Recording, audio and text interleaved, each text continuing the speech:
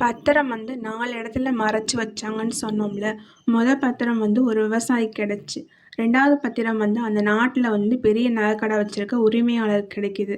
ஒரு நாள் அவனோட நகை வச்சிருக்க இடத்துல ஒரு சின்ன பெட்டி இருக்கு. அந்த பெட்டியை திறக்கும்போது பார்த்தா அதுல ஒரு ஓலை இருக்கு. அந்த ஓலையில பார்த்தா அவனோட பேர் தான் எழுதியிருக்கு.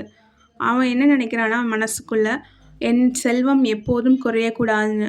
அந்த எழுத்த அப்படியே அந்த பத்திரத்துல எழுது. அது அவனோட கையெழுத்தும் கிடையாது. அவன் சிரிச்சான். அந்த நிமிஷத்துல இருந்து அவன்கிட்ட எல்லாமே, அந்த நகைகள் எல்லாமே அதிகமாச்சு. ஆனா என்னன்னா, அந்த நாள்ல இருந்து அவன் வீட்டுல ஒரு மரணம் ஏற்பட்டுச்சு. அவன் அழுதான். நான் இதுக்கு தான் ஆசைப்பட்டேனா? பத்திரம் பதில் சொல்லுது. நீ எழுதியது உன் ஆசை. அதுக்கு நீ உன்னை இழக்கணும். அதுக்கு அந்த உயிர் தான் சொல்லிட்டு. 3வது பத்திரம் அந்த நாட்டோட இளவரசிக்கு கிடைக்குது. அவ அந்த ஆசை பத்திரத்தை எங்கேருந்து எடுக்கிறான்னா, அரண்மனை நூலகத்துலேருந்து எடுக்கிறான்.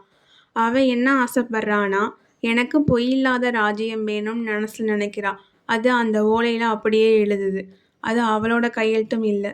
ஆனா அவ கண்ணுல இருந்து ஒரு கண்ணீர் துளி அந்த பத்திரத்துல விழுறது. அந்த பத்திரம் அப்படியே ஒளிருது.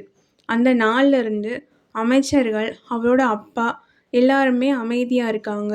ஏன்னா அவங்க எல்லாருமே பொய் சொல்றாங்க. அவளுக்கு அப்பதான் அது புரியுது.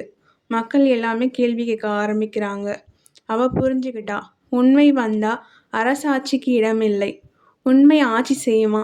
இல்ல ஆட்சி உண்மையை அழிக்குமா?